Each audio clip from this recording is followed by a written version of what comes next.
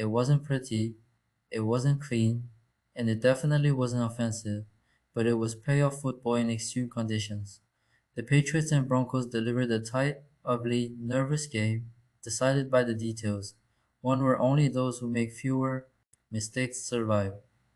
In the end, New England did just that. They survived in Denver, in the cold, in the snow, and in the chaos. The Patriots won 10-7 and secured their spot in the Super Bowl. The kickers couldn't make anything. The offenses couldn't do anything. That was to tie the game. And sure enough, they get a finger on it. That's Leonard Taylor III, who was called up from the practice squad like 20 minutes before the game. That person has to trust Jarrett Stidham. That's all we've heard all week is he will not pee down his leg. He will not. All right. I'm not saying he did. Just saying that was not the pass in that situation. Intercepted by Christian Gonzalez, who had gotten beat earlier in the half when they looked like they were playing a different stadium instead of the Hawk system. And this is now having a play that's going to have its own Wikipedia page. On the 3rd and 6, Drake Maye actually does call his own number and says he didn't tell his teammates he was keeping it. He moves the chains. And guess what, folks? That's the news. It's over. Sean Payton loses at home, scoring 7 points, the second half of which was in very difficult conditions. Mike Vrabel shows up in New England in year 1, wins the AFC like it ain't nothing.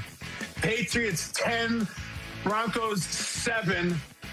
Let's just say the NFC game was a lot more entertaining, but it's not about that. It's about who wins. And let's hear from both quarterbacks after the Patriots punch their ticket.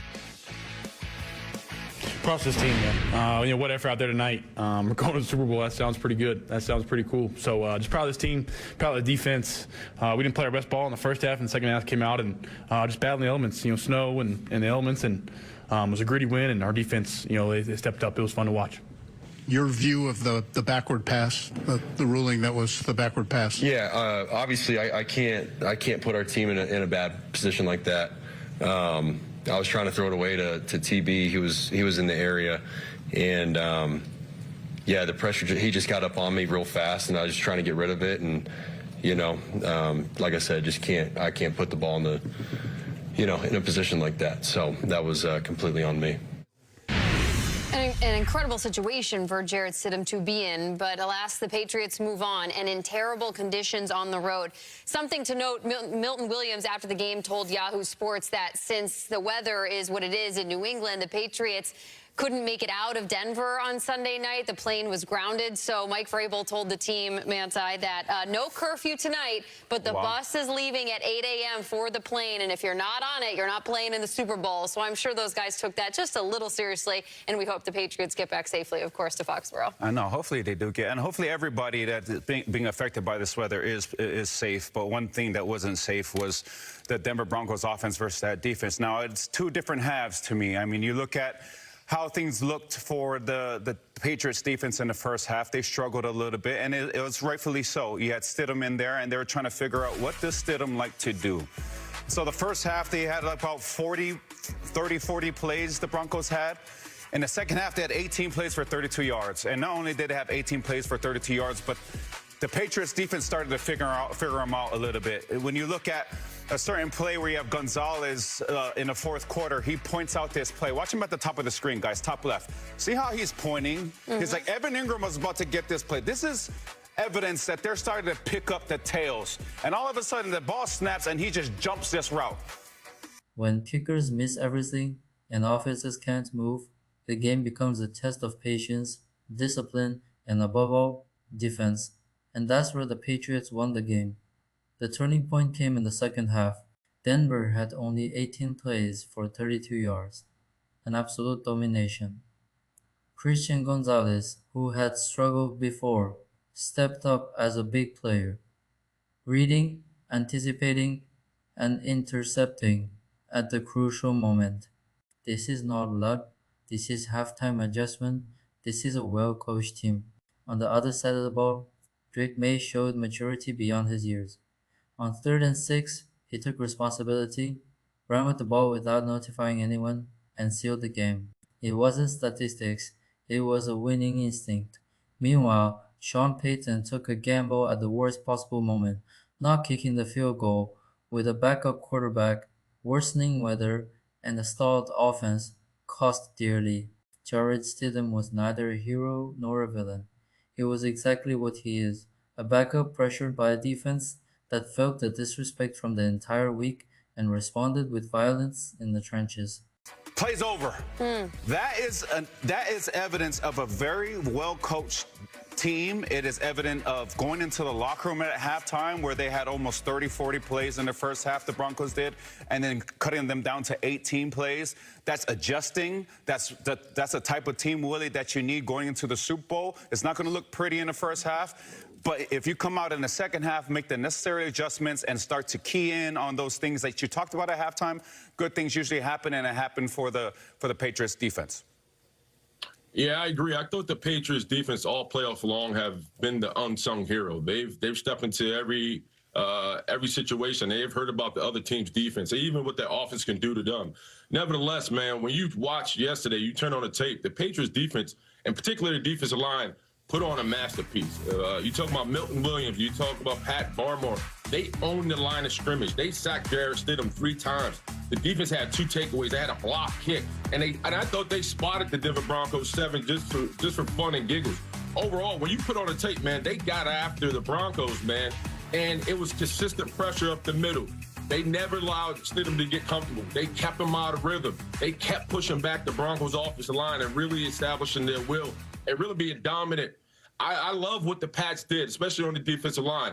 They were irritated. They were irritated because all week long, they heard about how good this Broncos offensive line was, having 3 Pro Bowlers, and how Jarrett Stidham was going to be the one to get them into the Super Bowl. They took offense to that. And listen to what Milton Williams had to say about that after the game. What did this defense have to dig into to lead this group to it tonight? Man, we had to pull out everything we had, man. We had to leave it all out here on the line. Everybody doubted us. Everybody talking about we ain't this, we ain't that. They got number 1 O-line, all this and that. I want to hear something today. Yeah. Talk that today. I want to hear it. and that's what it is, baby. And at some point when you go into the game, you take that chip on your shoulder, you eat it, and you spit it back in your opponent's face, man. And that's what the Pats defensive line did, KB. They were pissed off at the fact that they didn't get the respect they deserved, and it cost them. I know. He's got to hold on to that for a couple of weeks because my man was fired up. That was a funny clip to watch. I'm going to, in line with many other people who are sitting here saying, Sean Payton, why didn't you have that field goal? Why didn't you take that field goal? And I know that's easy to say. And part of what makes Sean Payton is his bravado and that he is a rogue and he does it his own way. But the idea that they went for it, as I know we can see, that they went for it and did not attempt the field goal in the first half, and it comes back and they only score 7 points. And then afterwards he says, yeah, we only had 1 yard. The fact that you were out there with Stidham going for it on 4th and 1, I don't know, guys. A couple things.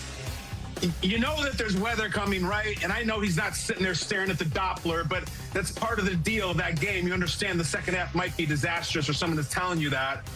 And this play sucked. I'm sorry, that's so blunt. This play had no chance. If they take the field goal there with their backup quarterback, you don't even have to care about this play that much. It's frustrating.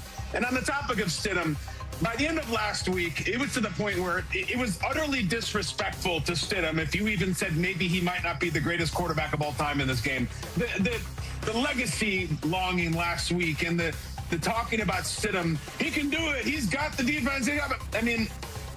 He looked like a guy who hadn't thrown a pass in 2 years. I'm not going to pick on Jarrett Stidham today, but even in the first half, he looked like a backup quarterback. He looked exactly like Jarrett Stidham should look. But I'm as guilty of as anybody else, saying, wait a second, this could be Kurt Warner, this could be Nick Foles, and it was none of that. He wasn't Nick Foles. He wasn't Jeff Hostetler. He was Jarrett Stidham. And it's disappointing because it would have been fun to see some kind of fairy tale. We didn't. It was not that. And if you said that at the end of last week, it was disrespectful to Jarrett Stidham. He knows the offensive. He looked like Jarrett Stidham. That's all I'll say about it. But more importantly, to the Patriots, I want to teach something to somebody. Anybody who is in the younger generation, certainly Manti and Jamie, pay attention. So I know Matt Collins has pulled a lot of stuff, and there's a little bit of an eye roll factor with him, and I get it. And you're like, what is he doing now? The barefoot thing rope. And then he showed up yesterday like this, and not only was it really well executed, I think it left a lot of people scratching their heads about what the hell is this? The Patriots did not reach the Super Bowl because of their offense or flashy plays. They arrived because their defense is dominant, adaptable, and hungry. Mike Vrabel, in his first year, won the AFC in the most Patriots way possible: ugly, physical, disciplined, and ruthless. Denver had chances, but New England was better prepared to win in the chaos.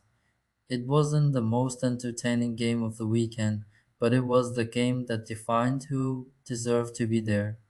The Patriots are in the Super Bowl, and nobody will want to face them like this. Tiny,